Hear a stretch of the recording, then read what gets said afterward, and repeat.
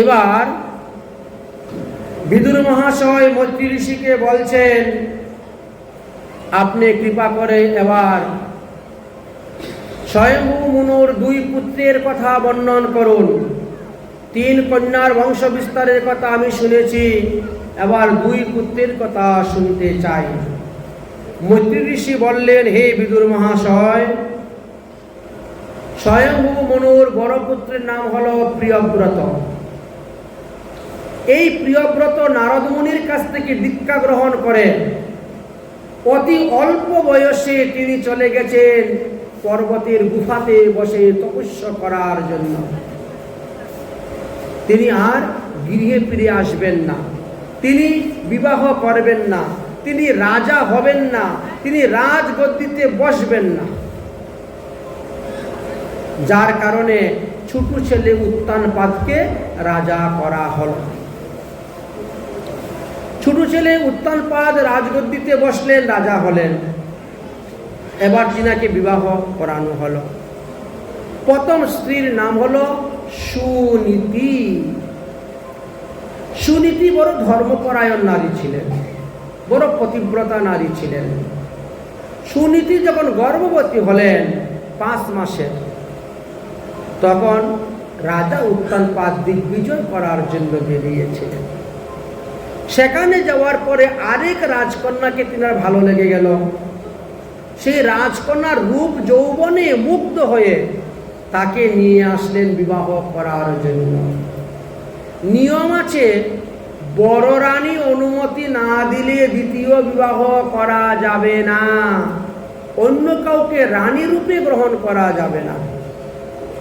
এই জন্য সেই মহিলাটাকে রথের মধ্যে করে নিয়ে এসেছেন।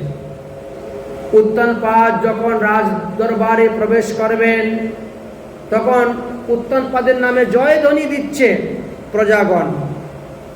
সুনীতি তখন ধূপ দ্বীপ নিয়ে আরতি করার জন্য গিয়েছেন, স্বামীকে আরতি করে স্বাগত জানিয়ে গৃহে নিয়ে আসবেন। সুরুচি তখন রথের মধ্যে থেকে রাজা উত্তানপাদকে বলছে, মহারাজ, আপনাকে যে আরতি করতেছে এই মহিলা কে? উত্তানপাদ বলছেন, আমার প্রথমা স্ত্রী, নাম হলো সুনীতি। সুনীতি। তখন সুরুচি বলছে, আপনি বিবাহিত? আমি তো জানতাম না, জানলে আমি আপনার সঙ্গে আসতাম না। আমি 2 সতীনে ঘর করতে চাই না, আমাকে ছেড়ে দাও, আমি আমার বাবার বাড়ি চলে যাব। কিন্তু সুরুচিকে তিনি ভালোবেসে ফেলেছেন, তার রূপে যৌবনে তিনি মুগ্ধ হয়ে গিয়েছেন। তাই বলছেন, দেবী, তুমি আমাকে ছেড়ে যেও না, তুমি যা বলবে আমি তাই করব, তুমি যা চাইবে আমি তাই করব। সুরুচি বলছে, তাহলে এখনই তোমার প্রথমা স্ত্রী সুনীতিকে ত্যাগ করে দাও, তাকে একঘর করে দাও, তাকে দাসীর মতো রেখে দাও, সে যেন কখনো তোমার সামনে না আসে, তবে আমি তোমাকে বিবাহ করব। রাজা তৎক্ষণাৎ তাই করলেন। কারণ যদি কোনো ব্যক্তি রুচিকে ভালোবাসে, তাহলে সে নীতিকে ত্যাগ করে দেয়। নীতি কি বলছে? একাদশী দিনে অন্ন খাবে না, তাই না? চা খাবে না, পান খাবে না, বিড়ি সিগারেট গুটখা তামাক খাবে না। কিন্তু কিছু লোক আছে একাদশী ব্রত করে আবার চা পানও খায়। মানে এতই রুচিকে ভালোবেসে ফেলেছে, অন্নটা খাচ্ছে না। একাদশীতে অন্ন খাইলে পাপ হবে, কিন্তু চা খাওয়া চাকতে পারে না। চা না খাইলে মাথা ব্যথা করে, ওনাকে চাই খেয়ে ফেলেছে, পান না খাইলে পারছে না। এই দেখো, রুচি আর নীতি দুটার মধ্যে কত পার্থক্য। তাই যারা রুচিকে ভালোবেসে পেলে এরা নীতিকে ত্যাগ করে দেয়। সুনীতিকে ত্যাগ করে দিলেন রাজা উত্তানপাদ। তিনি একঘর হয়ে দাসীর মতো রইলেন, আর সুরুচিকে বিবাহ করে সুখে জীবন যাপন করতে শুরু করলেন। এবার সুরুচিও গর্ভবতী হলেন, গর্ভবতী হয়েছেন। কিন্তু আগে সুনীতির সন্তান হয়ে গেল। সুনীতি তিনার সন্তানের নাম রাখলেন কি? ধ্রুব। এর বেশ কিছুদিন পরে সুরুচির সন্তান হয়েছে, তার নাম রাখলেন উত্তম। আচ্ছা, উত্তম নামটা ভালো না? ভালো, কিন্তু যদি উত্তম নামের বিশ্লেষণ করেন,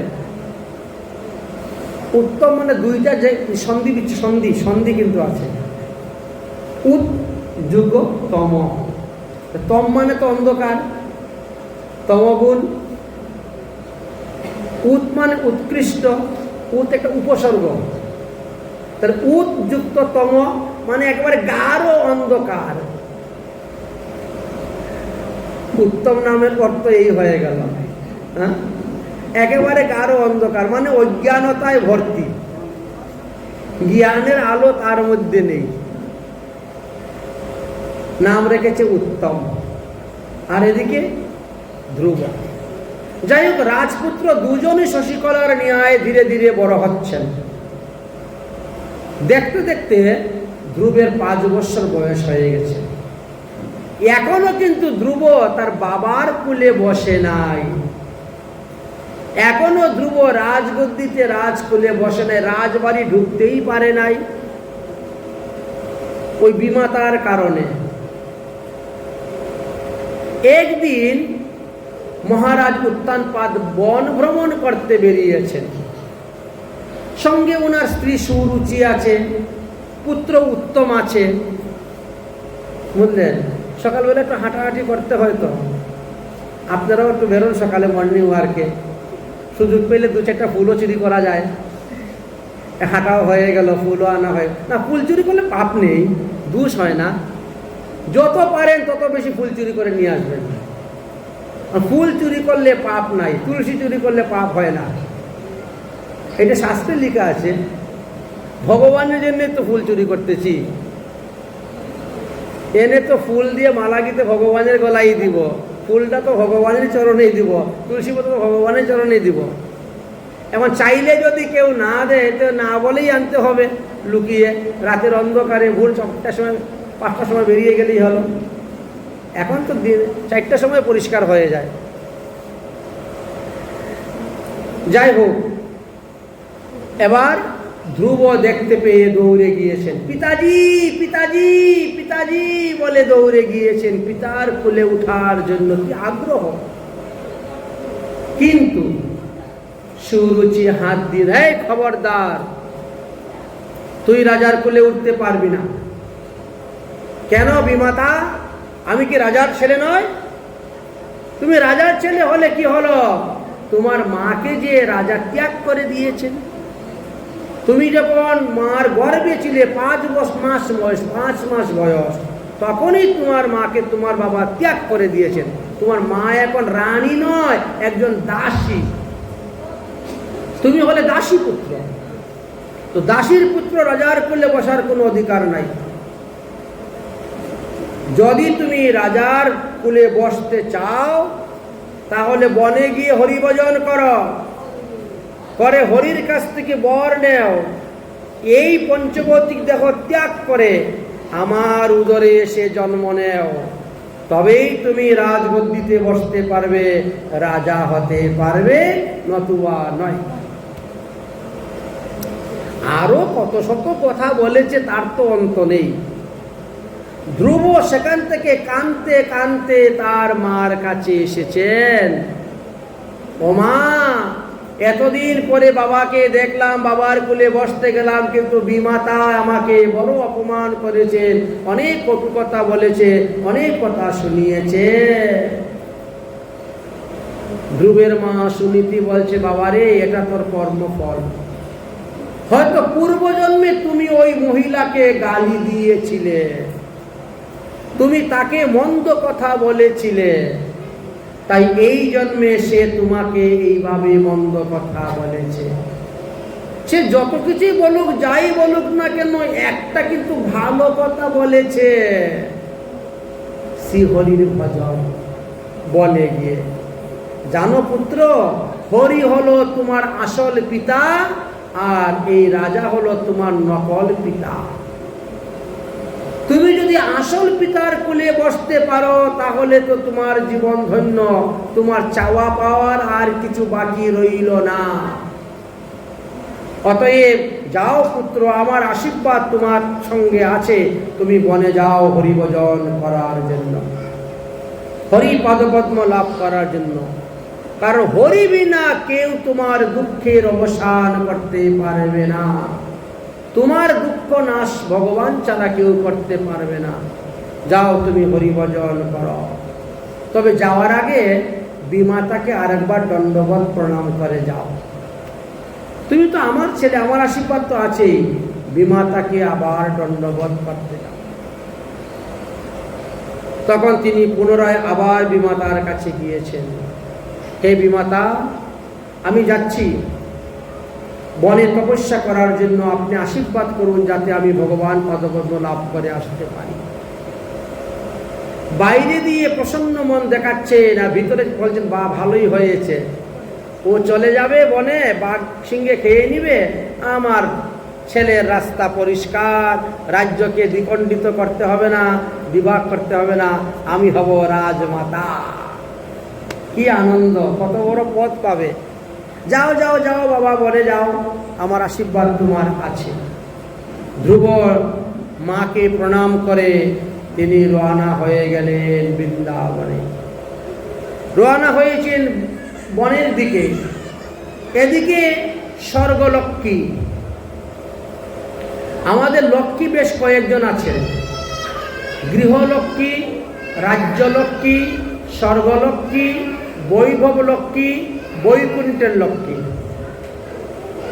রাজ্যলক্ষ্মী তখন কি করেছেন, নারায়ণের কাছে গিয়েছেন। নারায়ণের কাছে গিয়ে বলছেন, ওগো আমার পুত্র ধ্রুব বনে তপস্যা করতে যাচ্ছে, তাকে তুমি রক্ষা করো, রক্ষা করো, রক্ষা করো। সে যাতে তাড়াতাড়ি তোমার পদপদ্ম লাভ করে ফিরে আসতে পারে, তার জন্য তুমি ব্যবস্থা করো। দেখো, তখন নারায়ণ কি করলেন, নারদ মুনিকে পাঠালেন। যাও নারদ মুনি, তুমি গিয়ে ধ্রুবকে দীক্ষা দান করো। কারণ অদীক্ষিত অবস্থায় যতই জপ করুক না কেন, তপ করুক না কেন, কোনো লাভ হবে না। জপ, তপ, তন্ত্র, মন্ত্র, দীক্ষা মূল হয়, আর দীক্ষা ভিন্ন সর্বকার্য হইবে ক্ষয়। অতএব দীক্ষা গ্রহণ করা সবার আগে আবশ্যক। অদীক্ষিত অবস্থায় সে আমার পূজা করলে কোনো ফল পাবে না। অদীক্ষিত ব্যক্তির যদি মৃত্যু হয়, রৌরব নরকে বাস জানিবে নিশ্চয়, স্কন্দ পুরাণে তার আছে হে বর্ণন, মৃত্যুর পরে হইবে তার পিচাস জনম। তাই যেভাবে হোক তার দীক্ষার ব্যবস্থা করা। নারদ মুনি সাধু বেশ ধারণ করে জঙ্গল থেকে বেরিয়ে যাচ্ছেন, বন থেকে, আর ধ্রুব বনে প্রবেশ করতেছেন। নারদ মুনি জিজ্ঞাসা করছেন, হে বালক, এই ঘুর জঙ্গলে তুমি কোথায় যাচ্ছ? এখানে বাঘ, সিংহ, হাতি, হরিণ সব ঘুরে বেড়াচ্ছে, বন্য পশুগণ। এর মধ্যে তো যাওয়া বিপজ্জনক। কখন কোন বাঘের পাল্লায় পড়বা, সিংহের পাল্লায় পড়বে, খেয়ে ফেলবে। পাগলা হাতির পাল্লায় পড়লে আছাড় মেরে মেরে ফেলবে। তুমি কোথায় যাচ্ছ? তোমার কি নাম? তুমি কার ছেলে? ধ্রুব বলছে, আমি মহারাজ উত্তানপাদের ছেলে, আমার মায়ের নাম সুনীতা, সুনীতি, আমার নাম হলো ধ্রুব। আমি হরির তপস্যা করার জন্য বনে যাচ্ছি। নারদ মুনি বললেন, হে বালক, এখন তোমার তপস্যার বয়স নয়, এখন তোমার খেলাধুলার বয়স, 5 বৎসরের বালক। যাও, বাড়ি যাও। না না, আমি বাড়ি যাব না, বাড়িতে বিন্দুমাত্র সুখ নেই। আমার বিমাতা সব সময় আমাকে জানাচ্ছে। বিমাতার বাক্যবান আমি সহ্য করতে পারছি না, তাই আমি হরিভজনে এসেছি। আমার বিমাতা বলছেন, হরিভজন করে হরির কাছ থেকে বর নিয়ে গিয়ে যদি তিনার ঘরে জন্মগ্রহণ করি, তবেই আমি রাজা হতে পারবো, রাজগদ্দিতে বসতে পারবো, পিতার কুলে উঠতে পারবো। তাই আমি হরি ভজনে যাচ্ছি। আমার মা বলছেন হরি হলেন আমার আসল পিতা, তাই হরির কুলে আমি বসবো, হরি ভজন করার জন্য আমি যাচ্ছি। নারদ মুনি বলছেন, হে বালক, হরিকে লাভ করা বড় সুদুর্লভ। মুনিগণ, ঋষিগণ, যোগীগণ পর্বতের গুফার মধ্যে বসে হাজার হাজার বছর তপস্যা করে যাচ্ছেন, তারপরেও তারা ভগবান পাচ্ছে না। ওই মাটির ঢিপি করে তারা ঢেকে দিচ্ছে, তারপরেও ভগবান পাচ্ছে না। আর তুমি ভগবান ভজন করতে যাচ্ছ ওই 5 বছর বয়সে। তোমার ক্ষুধা লাগলে খাবে কি? নিদ্রা আসলে ঘুমাবে কোথায়? কে তোমাকে দেখবে? এই জঙ্গলের মধ্যে কে তোমাকে রক্ষা করবে? বলে হরি আমাকে রক্ষা করবে। হরি হলেন আমার আসল পিতা। আমার যখন নিদ্রা আসবে আমি পর্বতের গুফায় ঢুকে ঘুমাবো। আমার যখন ক্ষুধা লাগবে গাছ থেকে ফল কিনে খাবো, ফল পেরে খাবো। নদীতে কি জল নাই? নদীর জল খেয়ে বেঁচে থাকবো, গাছের ফল খেয়ে বেঁচে থাকবো। তথাপিও আমি বাড়ি ফিরে যাব না যতক্ষণ পর্যন্ত হরি পদপদ্ম লাভ করতে না পারি। সংকল্প। নারদ মুনি দেখলেন যে একে দীক্ষা দিলে লাভ হবে। হরিভক্তি বিলাসে লেখা আছে, যারা গুরুর আসনে বসেছেন, যারা দীক্ষা দেন, তাদের বিচার করে দীক্ষা দিতে হবে। যাকে দীক্ষা দিচ্ছেন সে ভজন করার জন্য এসেছে দীক্ষা নিতে, না দেহশুদ্ধ করার জন্য এসেছে? দেহশুদ্ধ করার জন্য আসবে, আপনি এখন তাকে পঞ্চসংস্কারের দ্বারা দেহ সংস্কার করাইয়া দিলেন, বাড়িতে গিয়ে আবার মাছ মাংস খাইয়া দেহ পবিত্র করে দিল, তো কি লাভ হলো? দেহ শুদ্ধ করাইয়া দীক্ষা দিই, সেই দেহ আবার অপবিত্র করে দিল।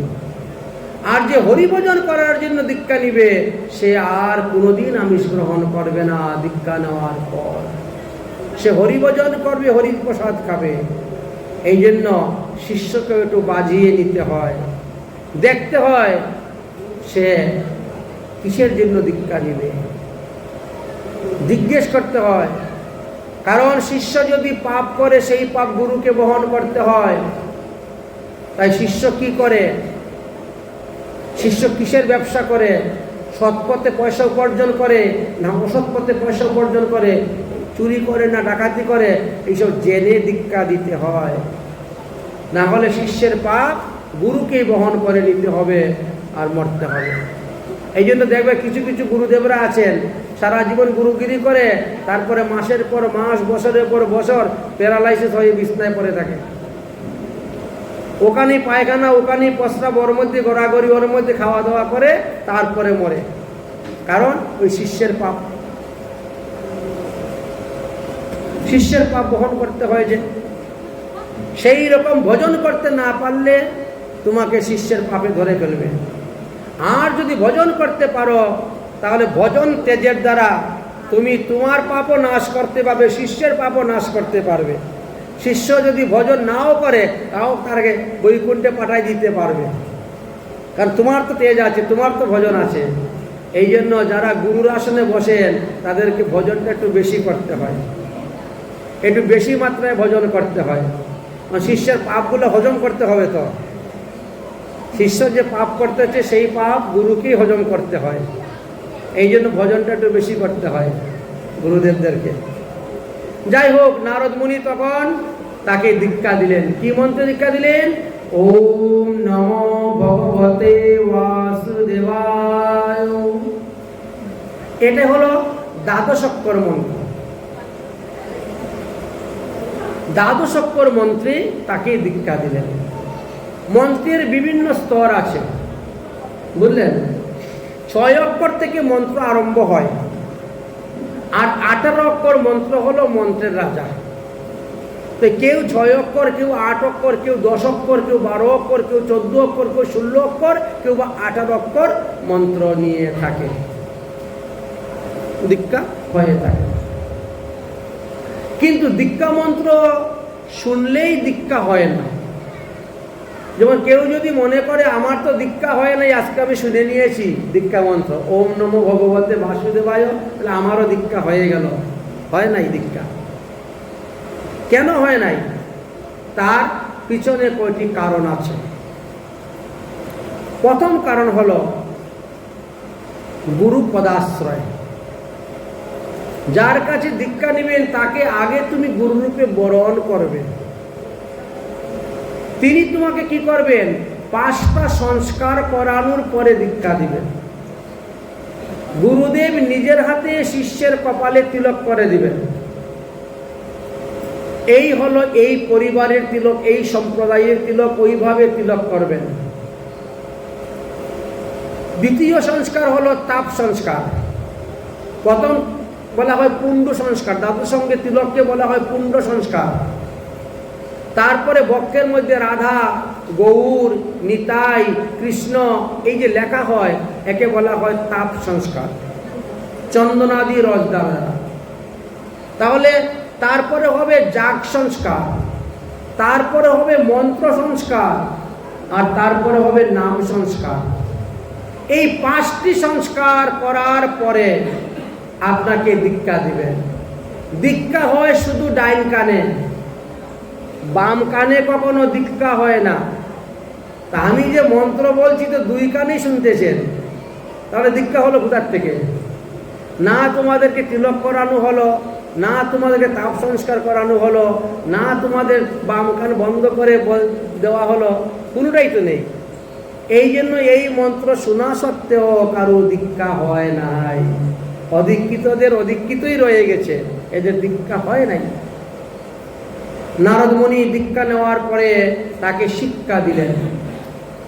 দেখো, দীক্ষা গুরুর কাছ থেকেই শিক্ষা লাভ করা যায়, পৃথকভাবে আলাদা শিক্ষা গুরু ধরতে হয় না। যদি দীক্ষা গুরু সর্ববিদ্যায় পারদর্শী থাকেন, দীক্ষা গুরু যদি অষ্টধাতুর মাদুলি হন, সর্ববিদ্যায় পারদর্শী হন, তাহলে পৃথকভাবে আলাদা কাউকে শিক্ষা গুরু ধরতে হয় না। তিনার কাছ থেকে সব নিতে পারবেন। দীক্ষা, শিক্ষা, চৈতন্য, সন্ন্যাস সব নিতে পারবেন একই গুরুদেবের কাছ থেকে। এখন যদি গুরুদেব দীক্ষা দেওয়ার পরে তিনি নিত্যলীলায় চলে গেছেন, তাহলে আপনি কি করবেন? তখন আপনাকে অন্য কাউকে শিক্ষা গুরুরূপে গ্রহণ করে তার কাছ থেকে শিক্ষা নিয়ে সাধন ভজন করতে হবে। এই জন্য দীক্ষা গুরু, শিক্ষা গুরু বলা হয়। চৈতা গুরু, মৈতা গুরু, এরকম কত নাম আছে। গুরুদেবেরও 12টা নাম আছে শাস্ত্রে। শ্রী গুরুদেবের 12টি নামের কথা আছে। যাই হোক, এবার শিক্ষা দিলেন কি? মানসিক শিক্ষা। এখন তো বাড়ি ঘরে নাই, কোথায় পাবে শঙ্খ, কোথায় পাবে ঘণ্টা, কোথায় পাবে পঞ্চপাত্র, কোথায় পাবে আচমনী পাত্র? সব মনে মনে। এই যে আসন করে বসলে, বসে চিন্তা করো, আমি এই গেলাম, স্নান করলাম, স্নান করে আসলাম, শুদ্ধ বস্ত্র পরিধান করলাম, দাদার সঙ্গে তিলক করলাম, বক্ষে রাধা নাম লিখলাম, এবার আমি ফুল তুলতে গেলাম, তুলসী তুলতে গেলাম, জল নিয়ে আসলাম, ঠাকুরের বাসন মাজলাম, ঠাকুর জাগাইলাম, ঠাকুরের স্নান করালাম, শৃঙ্গার করালাম, ভোগ লাগালাম, সব মনে মনে। আরতি করলাম, সব মনে মনে। একে বলা হয় মানসিক সেবা, মানসিক পূজা। চক্ষু বন্ধ করে এইভাবে সাধন আরম্ভ হয়ে গেল। সাধনে ভাবিবে যাহা, সিদ্ধ দেহে পাবে তাহা। তাই গুরুদেব দিয়ে দিলেন মানসিক সেবা, যুগপীঠ স্মরণ সেবা। গুরুদেব কোথায় বসে ভজন করলে তাড়াতাড়ি ভগবান পদপদ্ম লাভ হবে? শ্রীধাম বৃন্দাবন। তম গচ্ছ তং তাত গচ্ছ ভদ্রং যেই যমুনা তটস্থম শুচি পুণ্যং মধুবনং যত্র সানিধ্যানিত্যতাং হরি। ভগবান শ্রীহরি সর্বদা বৃন্দাবনে বাস করেন। ভগবান বৃন্দাবন ত্যাগ করে এক পাও কোথায়ও যান না। অতএব ভগবানকে পেতে গেলে বৃন্দাবন যাও। বৃন্দাবনের 12টি বন, 24টি কানন আর 32টি উপবন আছে। তার মধ্যে 1 নম্বর হলো মধুবন। মধু নামক দৈত্যকে বধ করেছিলেন। লবণাসুরের পুত্র ছিল মধুদৈত্য। তাই মধুদৈত্যকে বধ করে ভগবান মথুরা মণ্ডল স্থাপন করেছিলেন, মথুরা রাজধানী হয়েছিল এই জন্য সেই কালে। তাই মধুবন হলো সবার আগে। রমং মধুবনং নাম বিষ্ণু স্থানম উত্তমম যদৃশ্যা মনোবাদেবীং সর্বত্র কাম বাপ্নুয়াৎ। যদি মনের কামনা বাসনা সিদ্ধি করতে চাও তাহলে মধুবনে গিয়ে বসে তপস্যা করো। মধুবনের ধার দিয়ে যমুনা প্রবাহিত হচ্ছে, যাও ধ্রুব, সেই যমুনায় স্নান করে তুমি মধুবনে বসে তপস্যা করো। 100 বার গঙ্গাতে স্নান করলে যেই ফল পাওয়া যায়, একবার মাত্র যমুনায় স্নান করলে সেই ফল পাওয়া যায়। কারণ যমুনা হলেন ভগবান শ্রীকৃষ্ণের পাটরানী, আর গঙ্গা হলেন ভগবানের দাসী। গঙ্গা ভগবানের চরণ থেকে প্রকট হয়েছে, আর যমুনা ভগবানের হৃদয় থেকে প্রকট হয়েছিলেন। এই জন্য যমুনার মাহাত্ম্য গঙ্গার থেকেও 100 গুণ বেশি, 100 গুণ বেশি যমুনার মাহাত্ম্য। যাও, গুরুদেবের আদেশ পেয়ে ধ্রুব রওনা হলেন শ্রীধাম বৃন্দাবনে। বৃন্দাবনে গিয়ে উপস্থিত হলেন, যমুনায় স্নান করে তপস্যা করতে বসে গেলেন। প্রথম মাসে 3 দিন পর পর একবার তিনি আসন থেকে উঠেছেন, উঠে স্নান করলেন, কিছু ফলমূল খেলেন গাছ থেকে পেরে, আবার ভজন করতে বসে গেলেন। 3 দিন পরে আবার আসন থেকে উঠলেন, উঠে বাথরুম গেলেন, স্নান করলেন, আবার ফলমূল খেয়ে ভজন করতে বসে গেলেন। প্রথম মাসটা ওইভাবে চলে গেল, 3 দিন পর পর একবার আসন থেকে উঠে, কিন্তু এতে ভগবান পাওয়া গেল না, ভগবান পদপদ্ম লাভ হলো না। তাই দ্বিতীয় মাসে নিয়ম করলেন 6 দিন পর পর আসন থেকে উঠব। এবার 6 দিন পর পর তিনি আসন থেকে উঠা আরম্ভ করলেন। এবার নিয়ম করলেন কি, আর গাছ থেকে পেরে আর ফল খাবো না, গাছের নিচে যেইগুলা পড়েছে ওইগুলা খাবো। তাও হলো। দ্বিতীয় মাস চলে গেল, এতেও সিদ্ধি লাভ হলো না। তৃতীয় মাসে নিয়ম করলেন 9 দিন পর পর একবার আসন থেকে উঠে শুধু যমুনার জল পান করব, আর কিচ্ছু খাবো না। কিন্তু তাতেও ভগবান পদপদ্ম লাভ হলো না। চতুর্থ মাসে নিয়ম করলেন যে এখন থেকে বাতাস আহার করব। তাই বাতাস আহার করবেন কিভাবে? 12 দিন একবার বাতাস টানবেন, বাতাসটাকে ভিতরে নিতে 2 দিন আস্তে আস্তে ভিতরে নিচ্ছেন বাতাস। ভিতরে নেওয়ার পরে রেচক করছেন, ভিতরে নেওয়ার পরে তাকে কুম্ভক করছেন। কতদিন? 6 দিন। 6 দিন। তারপরে বাতাসটাকে আস্তে আস্তে ছাড়ছেন 4 দিন। 12 দিন চলে গেল। দেখবেন যারা যোগ ব্যায়াম করে, প্রাণায়াম করে, বুঝেছেন, করে না? তারপরে নাক টিপে ধরলো, এইটা কতক্ষণ পরে এইটা ছাড়লো, হ্যাঁ, অনুলোম বিলোম করে নাকি? আচ্ছা, আমি তো এতকে জানি না। তো নিয়ম আছে, যখন আপনি শ্বাস টেনে নেবেন তখন আপনি সংখ্যা গণেন, যতটাই সংখ্যা গণবেন তার 3 গুণ সংখ্যা তোমার ভিতরে রাখতে হবে। যত সংখ্যার দ্বারা তুমি নিলে তার 3 গুণ ভিতরে রাখতে হবে, আর তার 2 গুণ অনুসারে ছাড়তে হবে। ছাড়ার সময় মনে করো আপনি মনে মনে নিচ্ছেন হরে কৃষ্ণ বলেই, হরে কৃষ্ণ কৃষ্ণ কৃষ্ণ হরে রাম রাম রাম হরে কৃষ্ণ কৃষ্ণ হরে রাম রাম রাম হরে, মনে করেন 2 বার করলেন শ্বাস নিতে নিতে, তাহলে ভিতরে আপনি 4 বার হরিনাম করবেন, মানে সম্পূর্ণ নাম 4 বললেন। আবার ছাড়ার সময় যখন ছাড়বেন তখন 2 বার, নেওয়ার সময় 1 বার নেন, ভিতরে নিয়ে 4 বার করেন, ছাড়ার সময় 2 বার ছাড়েন, হয়ে গেল। ধ্রুব এইভাবে করেছিলেন, রেচক কুম্ভ করেছিলেন। কিন্তু 12 দিনে করার পরেও দেখা গেল চতুর্থ মাসে ভগবান পাওয়া গেল না। এই জন্য 15 দিন পর পর আবার নিয়ম করলেন। 5 মাস গত হয়ে গেল, 6 মাসে তখন চিন্তা করছেন বসে বসে ভজন করলে আর ভগবান পাওয়া যাবে না, এবার উঠে দাঁড়াবো। 1 পায়ে দাঁড়িয়েছেন, 2 পায়ে নয়, 1 পায়ে। 1 পায়ে উঠে দাঁড়িয়েছেন, অঙ্গুষ্ঠ আঙ্গুলের উপর সমস্ত দেহের ভার দিয়ে পৃথিবীকে চেপে ধরেছেন আর সমস্ত শরীর উপরে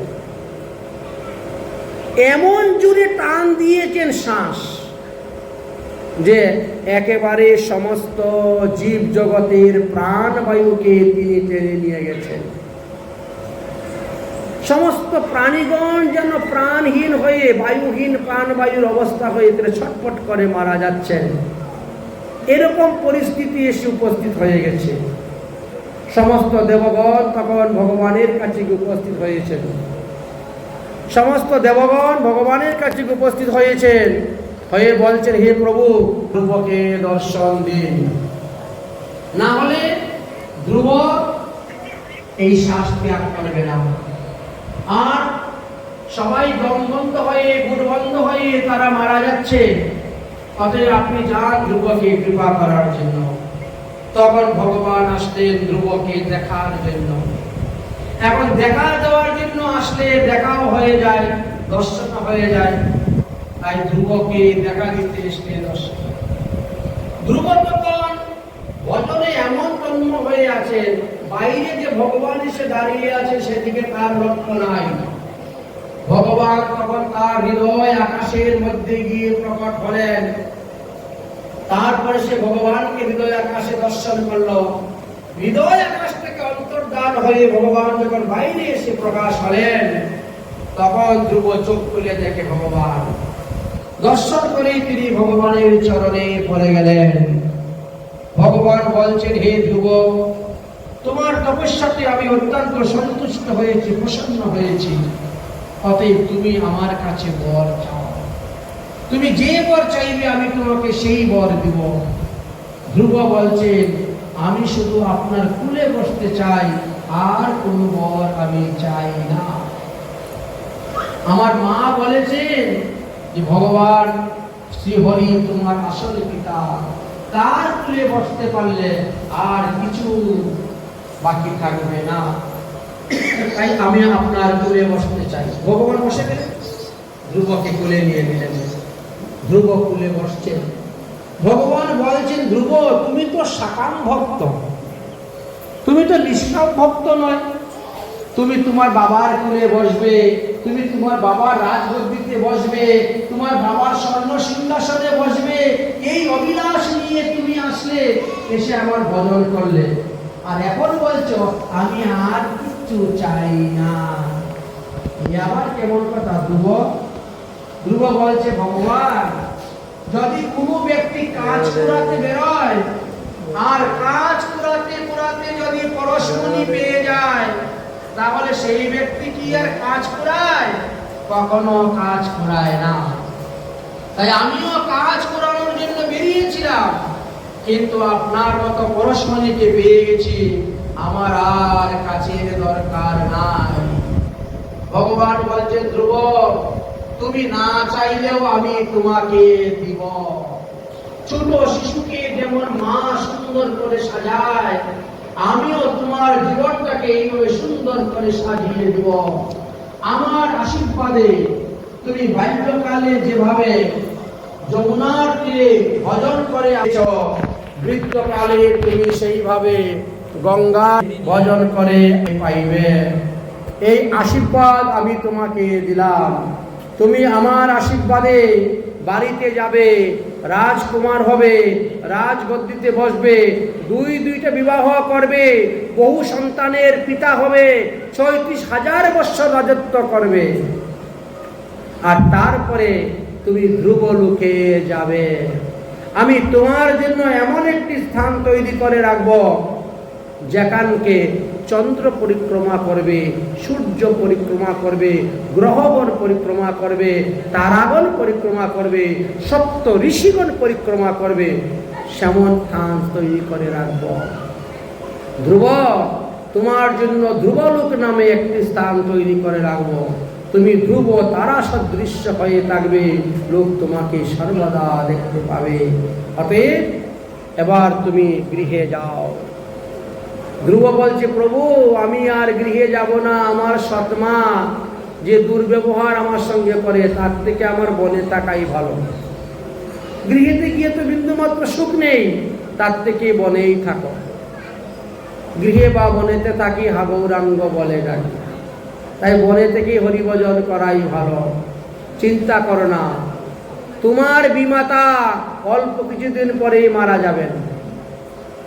তোমার ভাই উত্তম সেও মারা যাবে, যক্ষতের সঙ্গে যুদ্ধ করে সে মারা যাবে। আর তোমার বিমাতা আগুন লাগে যাবে শরীরের মধ্যে, দাবাগ্নিতে পুড়ে মারা যাবে। যে যেমন কর্ম করে তাকে তো তেমন ফল ভোগ করতেই হবে। সাধু গুরু বৈষ্ণব ভক্তরা হলো আদরের বস্তু। তাদেরকে যারা অনাদর করে তারা কখনো সুখে থাকতে পারে না, শান্তিতে থাকতে পারে না। তাদের কপালের দুঃখ তারা নিজেই টেনে নিয়ে আসে। এই বলে ভগবান সেখান থেকে অদর্শন হয়ে চলে গেলেন। ধ্রুব সেখান থেকে রওনা হয়েছেন। এদিকে নারদ মুনি বুঝতে পারলেন আমার শিষ্য সিদ্ধি লাভ করে বাড়িতে ফিরতেছে, যাই এখন। তিনি গিয়ে প্রথমেই রাজা উত্তানপাদকে বললেন, হে মহারাজ, তোমার ছেলে ভজন করে সিদ্ধি লাভ করে ভগবান পাদপদ্ম লাভ করে বাড়ি ফিরতেছে, যাও তাকে স্বাগত জানিয়ে গৃহে নিয়ে আসো। এই কথা বললেন। রাজা উত্তানপাদ তখন হাতির উপরে সুন্দর করে তৈরি করেছেন, ছেলেকে সেখানে বসিয়ে নিয়ে আসবেন বলে পালকি হাতির উপরে বেঁধেছেন নিয়ে আসার জন্য। এদিকে দেবশ্রী নারদ গিয়ে প্রকট হয়ে গেলেন ধ্রুবের নিকটে। ধ্রুব গুরুদেবকে দর্শন করে প্রণাম করলেন, হে গুরুদেব, আপনার কৃপায় 6 মাসই আমি ভগবান পদপদ্ম লাভ করতে পেরেছি। মুনি ঋষিগণ হাজার হাজার বছর তপস্যা করে যা পায় না, তা আমি 6 মাসেই লাভ করতে পারলাম একমাত্র আপনার কৃপায়। তাই গুরু কৃপা হি কেবলম। ধ্রুবর সঙ্গে গল্প করে করে নারদমণি চলছেন, ধ্রুবকে নিয়ে অগ্রসর হচ্ছেন। কিছু দূর আসার পরে একটি পাহাড় পাওয়া গেল। পাহাড়টা শুধু খালি হাড্ডির পাহাড়, আর কিছু নয়, হাড্ডি আর হাড্ডি। ওরে বাবা, এখানে কে যুদ্ধ করেছিল, কে বা এত হাড্ডি এনে স্তূপকৃত রেখে দিয়েছে? হাড্ডির পাহাড়, শুধু হাড্ডি দেখা যাচ্ছে। নারদমণি বলছেন, ধ্রুব এই সমস্ত সব হাড্ডি তোমার? আমার হাড্ডি? তুমি যে কতবার মনুষ্য জন্ম নিয়েছ আর কতবার হরিভজন করছো হরিকে পাওয়ার জন্য। দেখো 4 লক্ষ বার মনুষ্য জন্ম, কম নাকি? তাহলে এতবার মনুষ্য জন্ম নিয়েও হরিভজন পেলাম না কেন? সদ্গুরুর চরণাশ্রয় হয় নাই বলে। সম্প্রদায়ের অন্তর্ভুক্ত সদ্গুরুদেবের চরণাশ্রয় না করা পর্যন্ত কখনো ভগবান পদপদ্ম পাওয়া যায় না। এই জগতে অসৎগুরুর কোনো অভাব নাই, অনেক অসৎগুরু আছেন। সম্প্রদায় বিহীনম যে মন্ত্রতে নিষ্ফলা মতা সাধনো ঘন সিদ্ধন্তি কুটিকল্প সতেরপি। সম্প্রদায় বিহীন অসাধুর নিকট থেকে দীক্ষা গ্রহণ করলে, কোটি জন্ম জপ করলেও সেই মন্ত্র সিদ্ধি হয় না। তাই দেখো তোমার হাড্ডিগুলা দেখো, কত জন্মের হাড্ডি সব এখানে স্তূপকৃত করা আছে। অতএব সৎ গুরুদেবের চরণাশ্রয় করে যারা ভজন করে যাচ্ছেন, তারা এক জন্মেই ভগবান পদপদ্ম লাভ করতে পারেন। তার প্রমাণ ধ্রুবকে দিয়ে দেখিয়ে দিলেন। এবার ধ্রুব মহাশয় পিতার সঙ্গে সাক্ষাৎ হলো, দণ্ডবত প্রণাম করলেন।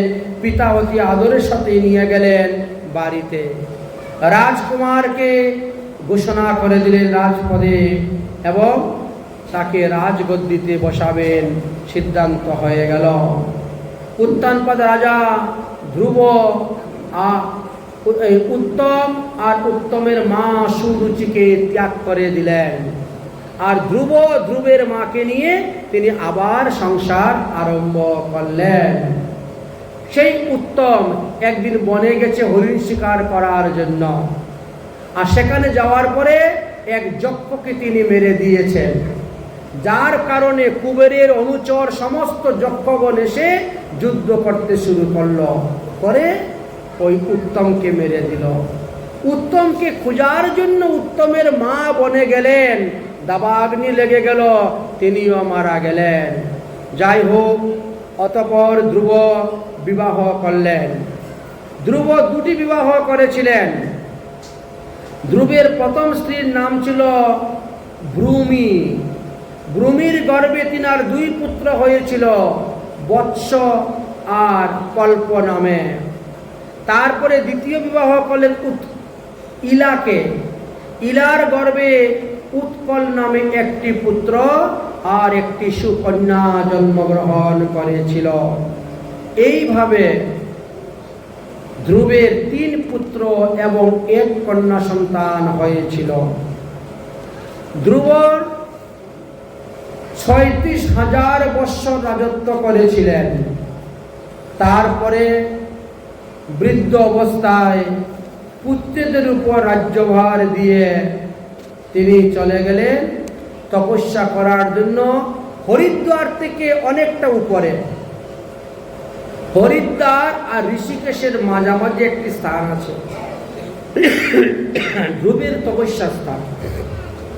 সেইখানে বসে ধ্রুব তপস্যা করতে আরম্ভ করলেন।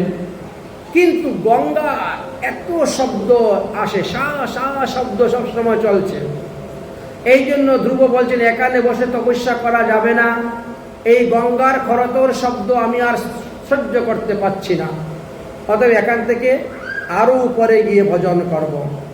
কিন্তু মা গঙ্গা প্রকট হয়ে গেলেন, বাবা ধ্রুব, তুমি আমার এই তটভূমি ত্যাগ করে যেও না। ধ্রুব বলছে, ও মা, তোমারই শব্দে আমার ভজন হচ্ছে না। সাধন ভজন করতে গেলে নির্জল স্থান চাই, কিন্তু তোমার যে শব্দ জলের সা সা সা সা, এতে ঘুমও হবে না, ভজনও হবে না, কিছুই হবে না। গঙ্গা দেবী বলছেন, হে বৎস, আমি কথা দিলাম, তুমি এখানে বসে ভজন করো, এর থেকে 1 কিলোমিটার আগের থেকে আমি শব্দ বন্ধ করে দেব, আর তোমার 1 কিলোমিটার পরে গিয়ে আমি শব্দ করব। এই জন্য এই 2 কিলোমিটারের মধ্যে আমি কোনো শব্দ করব না, আমি স্থির ধীর গম্ভীর ভাবে বেরিয়ে চলে যাব। আজও পর্যন্ত ধ্রুবের তপস্যা স্থানের সামনে গঙ্গার কোনো শব্দ নেই। গঙ্গা একেবারে স্থির ধীর ভাবে চলে যাচ্ছে, আর বাকি সব জায়গায় শব্দই শব্দ। গঙ্গার শব্দে না ভালোভাবে ঘুমাতে পারবেন, না ভালোভাবে কথা বলতে পারবেন, এত শব্দ। যাই হোক, দেখতে দেখতে ধ্রুবের অন্তিম সময় চলে এসেছে। ধ্রুব ভজনে সিদ্ধি লাভ করে নিয়েছেন। এদিকে যম মহারাজ বলছেন, মৃত্যুদেব, ধ্রুবের তো যাওয়ার সময় এসে গেছে, তুমি খালি গিয়ে একটুখানি স্পর্শ করবে, এটা নিয়ম। তুমি গিয়ে একটুখানি স্পর্শ করবে, তাহলে ধ্রুব তার এই রক্ত মাংসের পঞ্চভৌতিক দেহকে এখানে রেখে দিয়ে সে তার দিব্য দেহ, তার সিদ্ধ দেখে দিব্য বিমানে বসে সে ধ্রুব লোকে চলে যাবে। যাও, তুমি এই কাজটা করো। এবার মৃত্যুদেব গিয়ে উপস্থিত। ধ্রুব, আজ তোমার মহাপ্রয়াণ, আজ তোমার যাওয়ার দিন। ধ্রুব বলছে, আপনি কে? আপনি কেমন করে জানলেন আজকে আমি মারা যাব? বলে, আমি হলাম যমের অনুচর, আমার নাম হলো মৃত্যুদেব। আমি যখন যাকে স্পর্শ করি তখনই সে মারা যায়, তাই যম মহারাজ আমাকে পাঠিয়েছেন তোমাকে স্পর্শ করার জন্য, তুমি এখন মারা যাবে। আরে দাঁড়াও দাঁড়াও, সকালে সাধন ভজন কিছু হয়নি আমার এখনো। আজকে যখন আমি মরেই যাব জানতে পারলাম, একটু ভালো করে ভজন করে নেই, বসো, এখানে বসে থাকো তুমি। মৃত্যুদেবকে বসিয়ে রেখে দিয়ে ধ্রুব আরম্ভ করেছেন তিনার ভজন। কারণ আজকে তো শেষ ভজন, শেষমেশ ভজন করতে হবে, একটু ভালোভাবে করে নেই। ভজন। এদিকে বিমান চলে আসছে বৈকুণ্ঠ থেকে, বিমান এসে দাঁড়িয়ে উপস্থিত, ধ্রুব আসুন আসুন, বিমানে আসুন, আপনাকে নিয়ে যাব, আমাদেরকে পাঠিয়েছেন। বিমান এসে উপস্থিত। এইবার ধ্রুব কি করলে? ধ্রুব যখন বেরিয়েছে তখন মৃত্যুদেব দাঁড়িয়েছে। ধ্রুব মৃত্যুদেবের মাথার মধ্যে পা দিয়ে বিমানে উঠে গেলেন। ধ্রুবের শরীরকে রাখতে পারল না, কারণ ধ্রুব ভজন করতে করতে করতে করতে শরীরটা চিন্ময় হয়ে গিয়েছিল। তাই তিনি চলে যাচ্ছেন ধ্রুবলোকে। কিছু দূর যাওয়ার পরে বলছেন, বিমান থামাও, আমার মা যে পৃথিবীতে রয়ে গেলেন, আমার মাকে রেখে আমি যাব, আমার তো ভালো লাগছে না। তখন বিষ্ণুদত্তরা বলে, চিন্তা করবেন না, ওই যে সামনে একটা বিমান যাচ্ছে, ওই বিমানে বসে আপনার মা যাচ্ছেন, সামনের বিমানে বসে আপনার মা যাচ্ছেন আর আপনি চলে রওনা হলেন। মৃত্যুদেব যমের কাছে গিয়ে বললেন, মহারাজ, আমি তো ধ্রুবের শরীরটাকে রাখতে পারলাম না, সে তো আমার মাথার মধ্যে পা দিয়ে সশরীরে বিমানে উঠে চলে যাচ্ছে। যম মহারাজ রওনা হয়েছেন, দাঁড়াও ধ্রুব, দাঁড়াও দাঁড়াও, এভাবে যাওয়া তোমার ঠিক হচ্ছে না, এই পঞ্চবতী দেহ এখানে ত্যাগ করতে হয়, এটা নিয়ম, এটা সংবিধান। বলে একেবারে বিমানের সামনে গিয়ে ধ্রুবলোকের দরজার সামনে দাঁড়িয়েছেন যমরাজ। যমের মাথার মধ্যে পা দিয়ে ধ্রুব নেমে গেলেন, ধ্রুবলোকে চলে গেলেন, কিছুই করতে পারল না। তাই যারা কৃষ্ণ ভক্ত, যারা হরিভজন করেন, যমের কোনো অধিকার নাই তাদের। যম তাদেরকে কোনো অধিকার স্থাপন করতে পারে না, কিছুই করতে পারে না। তার সাক্ষাৎ প্রমাণ এখানে পাওয়া গেল। ধ্রুবলোকে চলে গেলেন ধ্রুব। এই সেই ধ্রুবলোক, যে লোককে সবাই পরিক্রমা করে থাকে। এই স্থানে আমরা ধ্রুবের কথা বিশ্বাস